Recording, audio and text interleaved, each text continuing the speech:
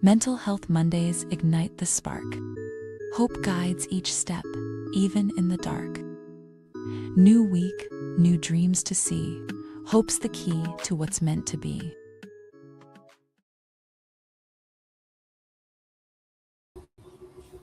Hey everybody, welcome to Mental Health Mondays with Hope. I'm Hope, and I hope you have a great upcoming week in this cold weather we're having here in Northeast Pennsylvania. This is my guest this evening, Amy Carpenter. She's in studio with me, and we're going to be talking about PTSD tonight, but we're going to start with our positive affirmation with our guest. I am optimistic. That's a great one. So as we get started, or before we get started, I'd like you to just tell our viewers just a little bit about yourself. Who is Amy Carpenter? First, I'm Hope's sister. Yep, full disclosure. I am, and just a little bit about yourself. Who is Amy Carpenter? First, I'm Hope's sister. Okay. I am an adventurer. And I am a mom, a wife, a teacher, and I am a curious person. And so I definitely live my life with curiosity. I'm also a veteran. Yes. And that's one of the reasons that I'm here today. Right. To talk about PTSD. Yes. So thank you for sharing that, the information about yourself. Full disclosure, when I do have a family member on, I let everyone know. Amy is one of my 4 sisters that I have. And we're going to talk a little bit about PTSD as it related to her service in the military, and also some things about PTSD in general that we don't necessarily think about. I feel that this is a really important show because PTSD is out there in places that we wouldn't necessarily recognize it. So when we think about PTSD in the military, which I did have Staff Sergeant Major, right? Chief Staff Sergeant Major Claudette Williams, on here. Command Sergeant Major. Yeah, it's Command Sergeant Major. And I messed up the whole thing. But, we talked a little bit about PTSD in the military and active duty and things like that. But that's not. Normally it's related to some sort of battle situation. Right. Yeah. But what was your battle? Mine's actually medical related PTSD. Right. And so mine's related to being injured in the military and then being told that you're no longer a soldier, no longer being able to be in the military, and just the outcome of being broken when you're still serving. So that's where my PTSD comes from. Right. So, when you're in the military, some things that you've shared with me before is like, you have like a battle buddy. Sure. And no man left behind sort of, mentality with the military. When that all happened and you were you felt cast out because you were physically injured, did you feel that, the no man left behind or no person left behind did no longer apply to you? You're like, you were left behind. Yes, you're right. I did not feel like it applied to me anymore. When it came to my chain of command. So if you're looking at your other soldiers who are on the same level as you, that's different. That esprit de corps is there. The camaraderie is there. I mean, we have the trauma bond. And so that's never going away. But having your chain of command then looking at you in a different way is definitely feels like it left you behind. You are separated before you're out of the military. Right. And I mean, what did that really do to your psyche? Because clearly you don't join the military unless you truly have a desire. Yeah, sure. And so I spent a couple years being in the military and not really being able to do my job fully. And so that means that you basically had the people who you learned were in charge of you, the people you looked to, almost like parents in a way, telling you that you were less than, just less than. And so it definitely affects you mentally, and it stays with you. So that's the kind of trauma that you can have, just related to not being, just not being all that you can be, I guess. Right, I don't mean to use that big term, cliche. you know, but yeah. So, I mean, you are taught a chain of command, and these are the people that you're taught to not question. And so when they're telling you that you can't do things, you don't question it. Right. And so it has a huge effect on your psyche. Right. Do you feel that if something would have happened and we would have had to go to war, would they have deployed you? Yes. They would have deployed you. I'm sure. And do you feel that because of how you were being made to feel lesser than, do you feel that you would have retained your confidence? Yes. Okay. Absolutely. There's no question. I would have still followed orders because that's how I was taught. And I was one that they said questioned too much, and that it wasn't necessarily where I was supposed to be. But even with that, with questioning, and I was still within the constraints of the ranking system. Right. And so there's now when I look at it, of course, I think I would have questions, but no, I would not have. Right. Okay. So with your injury in the military,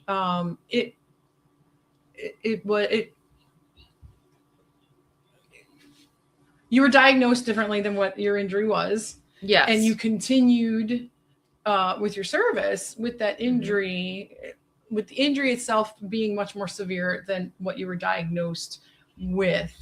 Yes, I had a broken vertebrae and I was diagnosed with a pulled muscle. Right. For 3 years, Yes. almost 3 years. And so that means that every time that the doctor said that I was eligible to go back out and, just be out and be a soldier, then I did. And so I re-broke my vertebrae several times. Right. Yeah. Were you in constant pain? Yes. But you did everything you were supposed to do. Yeah, absolutely. In constant pain. Yeah, absolutely. What does chronic pain do to us mentally and emotionally? Chronic pain just wears you down. So absolutely. I mean, it gives you anxiety. It gives you other medical issues. Anyone who lives with chronic pain understands. Right. Yeah. Right. So, as a soldier, yeah, you work through it. It's like the coach, slapping you on the back and saying, get back into the game. You're fine. Yep. Lace your boots up tighter and keep going. Right. Yep. So that is in itself can be wearing. What do you feel, if you don't mind, was the most traumatic, because you have PTSD? So explain how that presents itself now. Oh, now I've gone through a lot of therapy, but how it presents the most now is, since I have medical related PTSD, I learned that I cannot trust medical professionals.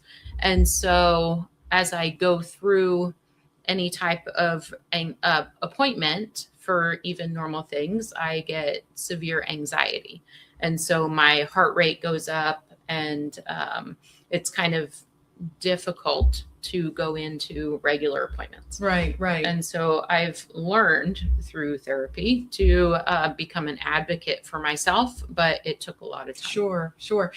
Now, some people might say, well, yeah, I always get anxious when I go into the doctor too. And my blood pressure is a little higher when I go in, and they'll take it, once I've calmed down a little bit. So What do you say to people that are like, say that, what's the big deal? figure out why you have anxiety and don't just blow it off. Right. That would be Right. my reason. Good. So, or my thing, Response. my advice. Yeah, Yeah. definitely. So basically what caused your trauma, was distrust in the medical professionals who, Sure. because of the misdiagnosis. Mhm. And what about, So there's two parts. There's Okay. one, my chain of command telling me that I'm unworthy to wear the uniform. And then on the medical side, every doctor or every professional I went to built on the original diagnosis. And so I never went back in and got reassessed. So it just continued to get worse, which means that I went to, eventually going to cardiology for anxiety, going to mental health because I struggled with the fact that I could not keep going on. right, And so it just built and built. And unfortunately, from a very easy mistake sure, that happened in the beginning. right. Now I want to add that you are in no way, shape, or form disrespecting the No, military. Not at all. You are a proud veteran. I am. Yeah. Mhm. So, we don't want this to sound like, we're being disrespectful No. to the military. Again, being my sister, I know that she is a very Yeah. proud veteran and would continue, Mhm. to be serving our country in that capacity if she I were would able. have. Yeah, Right. absolutely. Right. I would have stayed in. So, how long is it since you're out of the military? A long time. It's been a very long time. 25 years. 20 Okay. years. Okay. Something She like doesn't that. look a day over 30, right? Just like That's me. She's Yeah. my baby sister by 1 year. She's 30, I'm 31. Yep, that's right. That's and, our, and my kids are 27, 28. right. That's our story, and we're sticking to That's it, right? So it's 22 years? How many Something years? like that. Okay. I have to So think over about 20 it. years. Yes, Yeah. And how do you feel now? As far as PTSD.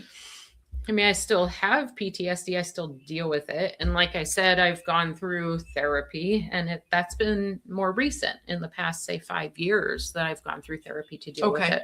And so I spent a lot of time not going to the doctor because I just couldn't. Right. I didn't want to do that. And even if I did, I didn't trust what they said. So I, of course, went to Dr. Google for Right, everything. Dr. Google. And I still do that to a point. Right. But yeah, it still affects me definitely. But now I tell my doctors about it, I advocate, and they all know when I go in, if I'm struggling and starting to have a panic attack, Right. then, that I need to go somewhere and I need to just let it play out. Right. Mhm. Now, I know, again, I've talked to, other veterans on the show, and we've talked about the PTSD that comes from, combat or a traumatic, situation.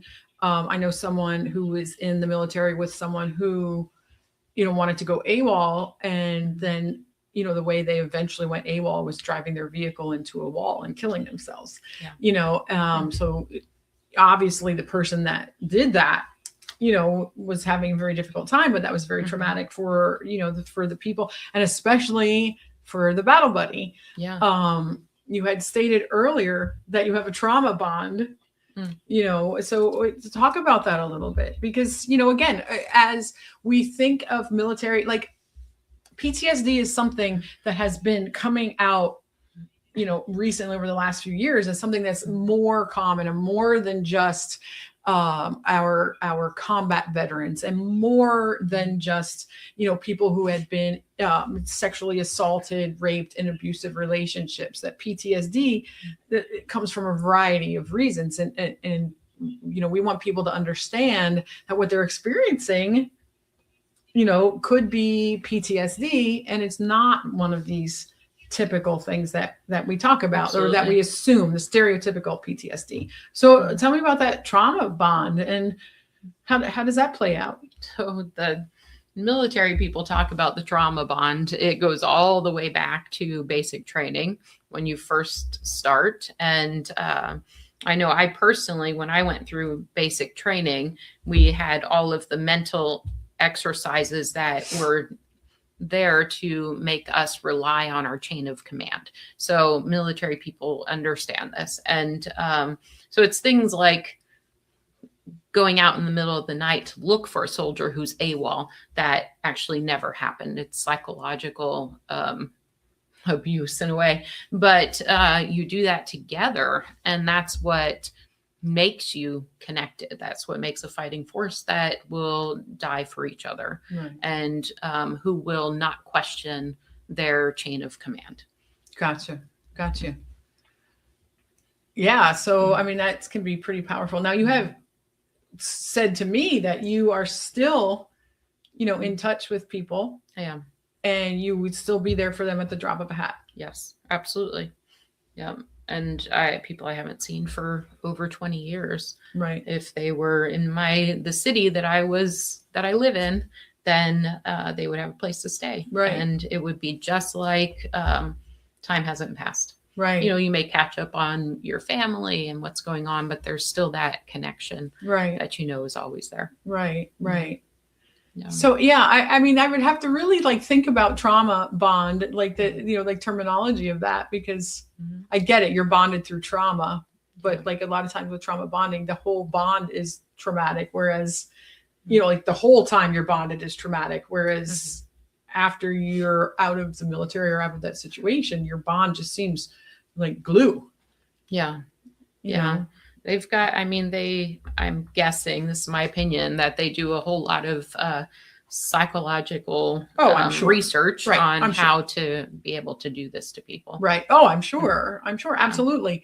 And, psychological warfare. And I mean, we can go into a whole side topic of dark psychology and how that's used in the military and politics and the media. Yeah. And absolutely. That's how, whoever the they is that's using the dark psychology is how they weed people out. Well, I mean, for the military, it serves a purpose. Right. So, I mean, even setting up your battle buddy, and battle buddies aren't really a big thing after you get out of school. Right. But, okay. Gotcha. But even setting up your battle buddy, knowing that, you have to be there for them no matter what. Right. They make you responsible for everything for each other. It's kind of like when you're siblings, and you're responsible for your sibling. That's what it's like. Okay. And so they're already starting that bond early to be able to make you responsible for your fellow soldier. And I keep saying soldier because Army, but you're other people.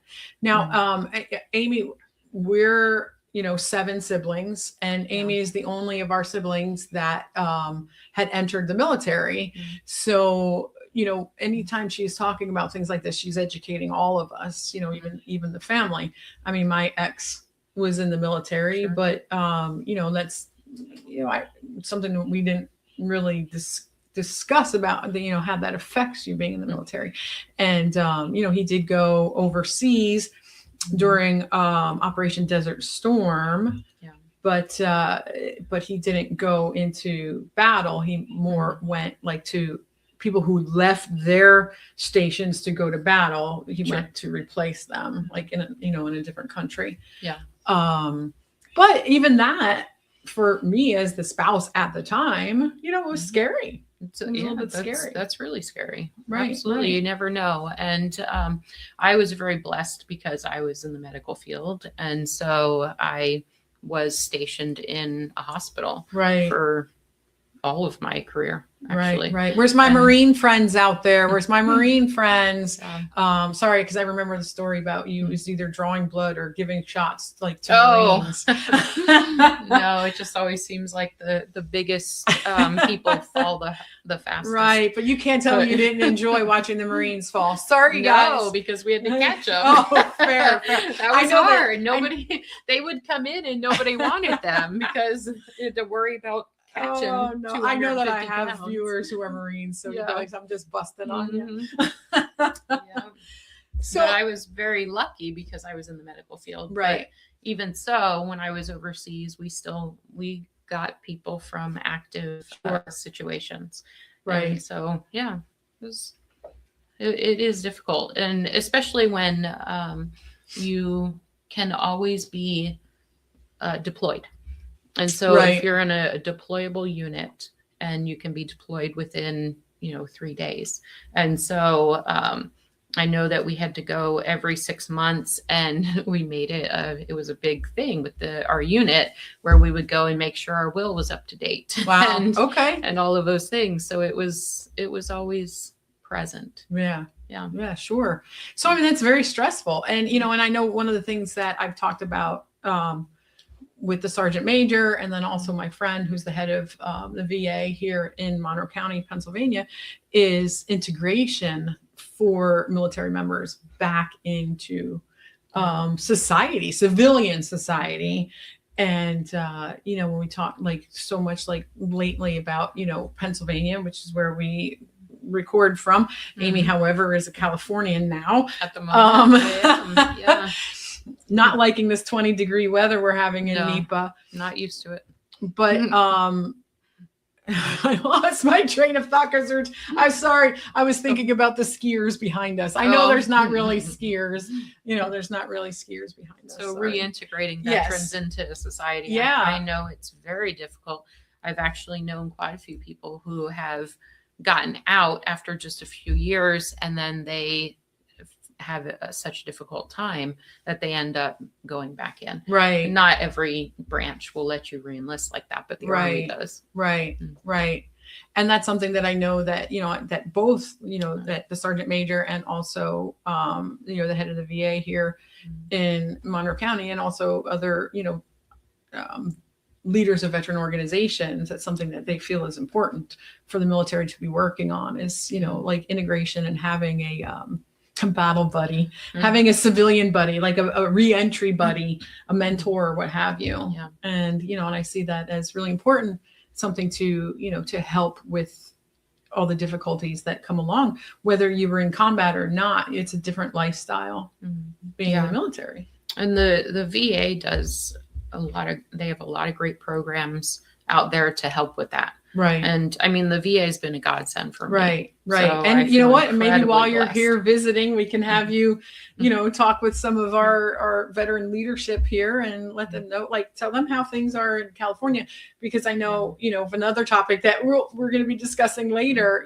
California, the VA out there was absolutely tremendous for you. And I'm not saying anything negative about the VA here, but, there are definitely differences depending on where you're located because of how, of how just what they experience in that area and opportunity. And right. I just happen to live in a place that has, I'm close to cities. Right. And so we have a couple of different options that I can drive to within an hour. Sure. But now let's jump to a different discussion pertaining to PTSD. Sure. So one of the things that we talked about, you're a teacher. Yes. And we were talking about students. Now, I was a long-term, sub in the guidance department at an urban school. And I also coached basketball there at an urban school. And, and you've coached, you've taught in, economically deprived areas. I have. So let's talk about what that was with PTSD with kids. Sure. So I taught in the Harrisburg School District, and there's a lot of issues when it comes to PTSD when you're looking at kids who are living in a situation that's unstable. And, there's just a lot of uncertainty. And so I've personally seen increase in the amount of students who have been diagnosed with PTSD when it relates to their home situation. Right. And so, we know that there are a lot of situations out there where there's abuse happening, and that's what we think of as maybe somebody having PTSD if a child is diagnosed with it. Right. Like either they're being abused would be the Yeah. stereotype, or they're seeing a Exactly. parent being abused, but it's more, it's It different. is definitely. So go more. ahead and- So having that uncertainty, of course you are never going to know what's going on in someone's home, Sure. but I've seen just me personally, seen an increase in the amount of students who are diagnosed with PTSD when they have a home life that is not the typical abusive situation, but it is a situation where, the family's living paycheck to paycheck and they have that uncertainty. And so it is definitely something that affects kids. And I mean, we know this. I mean, I'm not saying this for people to feel bad. It's just something to be aware of. Absolutely. That you may be at home and you are doing everything that you can for your kids, but you are struggling and, you're trying not to tell them these things, but it still comes across. They still understand. You can feel it. Yeah. And they understand if your job is difficult and maybe day to day you don't know if you're going to still have a job. Right. They know that. And even though you have food on the table, you're doing all the things, but you are still struggling and, financially or for whatever reason, place wise, maybe everyone is living in the same apartment so you can save money. They know those things. Right. And so it's just something to be aware of and to see if your child is starting to take on the anxiety of running that household, even though they're a child. It's just what you can look for in your kids. So how would that, I mean, besides, that kind of trying to help out, be an adult, how would that PTSD manifest itself? A lot of times anxiety. It comes across in what I saw personally was a lot of fighting with kids. They're always at the ready. And so if there's any type of, friction between students, it goes, pretty quick to a physical situation because they just have this energy, fight or flight. Yeah, exactly. That anxiety that it's always there under the surface. Right. Right. How does that affect schoolwork? I mean, exactly how you would think.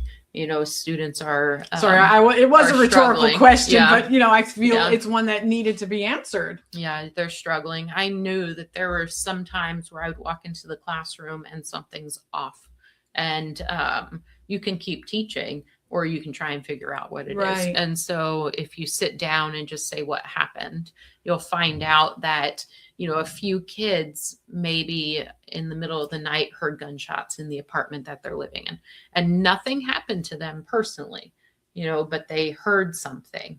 And so now they've brought that to school. And so maybe it's 3 or 4 out of a class of 30, but they come in and they talk to each other. And then suddenly there's that anxiety and that fear. And so it definitely disrupts the class. Right. And we got the skier. All right. You have snow mountains in we do. California, they're about 3 hours away though. That's all right. We'll go skiing while you're here. Yes. No. I knew you were going to say that. That's too much. So, and I apologize. I remember, when I was going to school for my master's in social work, there was a video that we watched about, like the difference, like with urban working with urban students, versus rural. One of the things that I really focused on was rural social work, community social work, because I do live in a rural community, and things look different in a rural community than they do in urban community. We have homelessness in rural communities. It looks different. Yeah. You're not going to find it. Like, it's there, but you're not going to see it. Yeah. Because they're in cars, they're in tents, they're in the woods. Whereas, urban is different. And I will find, when I find the video, I will link it. But, it talked about things that you probably learned when, you were at the school. Again, like, I wanted to specifically state that I, was a long-term sub at an urban school. And like you had said, with the gunshots, and, and I had kids that were stressed because of gunshots. And this video would teach kids what to do if they heard gunfire. And that's not something that if I hear gunfire, it's a hunter. You know, wow. Yeah. can gunfire happen in my, my rural community? Of course it can. But, typically if I hear gunfire, it's somebody hunting. It's somebody hunting. It's not somebody being Wow. shot at. Yeah. But those things, like for me, were very difficult initially to fathom. Yeah. That these children, kindergarten, are dealing with this. Kindergarten kids coming to school crying because either, both of these were real. So I'm not stereotyping, that daddy was either going to jail, or another one was that daddy was coming home from jail. Or older siblings. And so when we look at our kids, our youth today, and we think of the bad kids, maybe when we were younger, bad kids a lot of times were maybe kids that had undiagnosed learning disabilities, or ADHD and what have you. Sure. Now we look at bad kids, it's a stereotype, and we're not recognizing where that comes from. Yeah. Did you have a meal? Maybe the school lunch is the only meal you're going to have that day. Yeah, we were pretty lucky out in Harrisburg because a lot of their schools served 3 meals a day. Right, and that's excellent. And we have, we have the powers that be fighting that constantly. And it's ridiculous. We need to feed people. That is so important because you're including dinner, because the parents are relying on that. Right. So it's super important. We talk about PTSD again. We thought, there's the stereotype of PTSD, and then there's the medical, PTSD. And I'm certain, like I have another guest that I'll be bringing on at some point in time who has gone through some very traumatic medical things, who also, I would say would be a diagnosis of PTSD, because of, being misdiagnosed for so many times, and for the medical community not listening to her, even though she was advocating for herself. And, it's something that we all, and especially, I don't know, guys, guys are quiet. We have our wonderful producer, Kendall, is here. Guys, they're tough, and they stick Hopefully they advocate, but they don't a lot of times. Down. They push it down. Yeah. And all of us need to advocate for ourselves medically, and take that power back. Yeah. So there's something that you and I had talked about with PTSD, of being proactive after a traumatic event happens. How can we lessen or decrease the potential for PTSD, or the level of PTSD? So I actually saw a study after that was based on people after 9/11, and it had to do with kids that saw what happened, and they found that if you were able to do something proactive after a traumatic event happens, you're less likely to have the post-traumatic stress. Right. And so for them at the time, it was looking for people. It was cleaning up. It was taking water to firefighters. I mean, it was doing something active. Then those kids were way less likely to have PTSD. Right. Where others who saw it and then they had to, be sheltered inside or stay inside, and they just had to watch and wait, were more likely to have PTSD, even though they weren't involved in the actual event. Sure.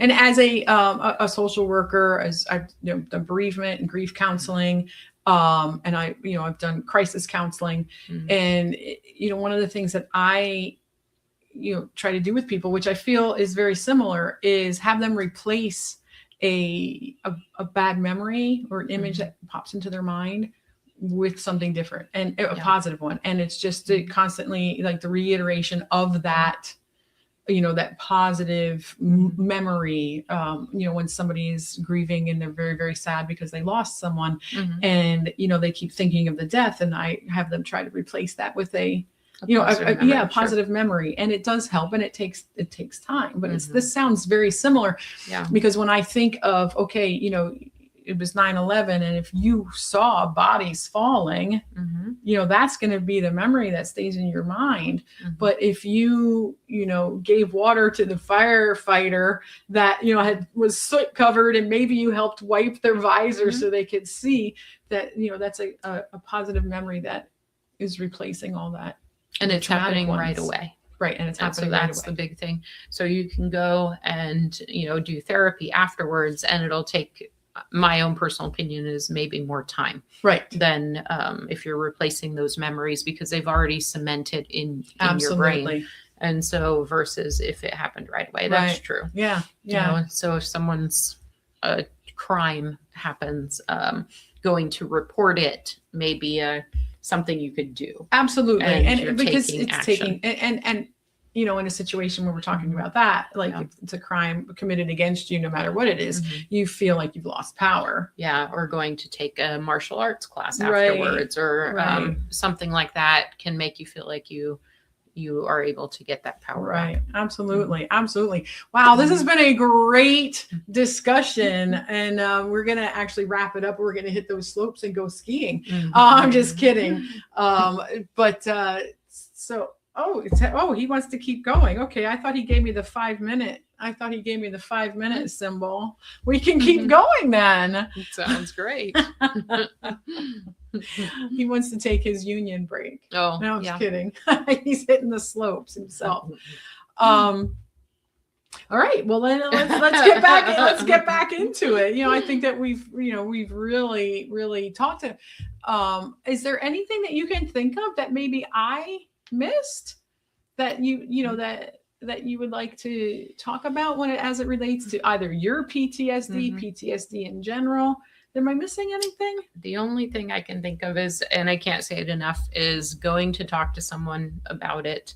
I mean, I say therapy, but it could be someone else. So keeping it inside is a very difficult thing. Right. And that's something that the military is, I believe, taught to do, is to just put it in a box and keep it so that you can continue on.